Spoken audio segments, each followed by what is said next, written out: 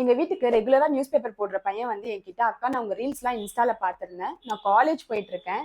நான் வந்து part டைமாவும் work பண்றேன். மார்னிங்ல நியூஸ் பேப்பரும் போடுறேன். மந்த்லி நான் ஒரு 5000 ஏர்ன் பண்றேன்.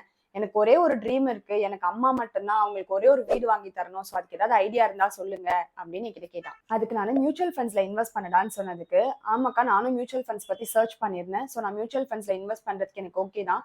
நீங்க என்ன பண்ணணும்னு சொல்லுங்கன்னு கேட்டிருந்தான். உன்னால மாசம் எவ்வளவு சேவ் பண்ண முடியும்னு கேட்டதுக்கு, என்னால மாசம் 3000 சேவ் பண்ண முடியும்னு சொன்னான். ஸோ நான் கிட்ட சொன்னது என்னன்னா, மந்த்லி 3000 எஸ்ஐபில 5 இயர்ஸ்க்கு இன்வெஸ்ட் பண்ணிட்டு வா. 12% ரிட்டர்ன்ஸ் கொடுத்துச்சுன்னா உன்கிட்ட 5 இயர்ஸ் கழிச்சு 2.5 lakhs இருக்கும்னு சொல்லியிருந்தேன்.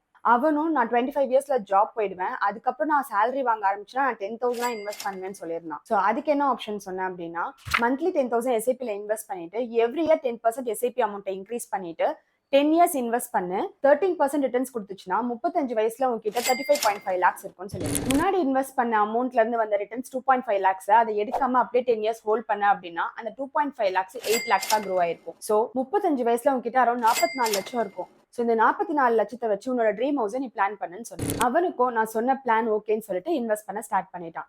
உங்களுக்கும் இந்த மாதிரி நிறைய ட்ரீம்ஸ் இருக்கும். உங்க ட்ரீம் அச்சீவ் பண்ணணும் அப்படின்னா கமெண்ட்ல ட்ரீம்னு டைப் பண்ணுங்க. ஆர் ஸ்கிரீன்ல டிஸ்பிளே ஆகிற இந்த நம்பருக்கு காண்டாக்ட் பண்ணுங்க. எங்க டீம் உங்களை காண்டாக்ட் பண்ணி கைட் பண்ணுவாங்க.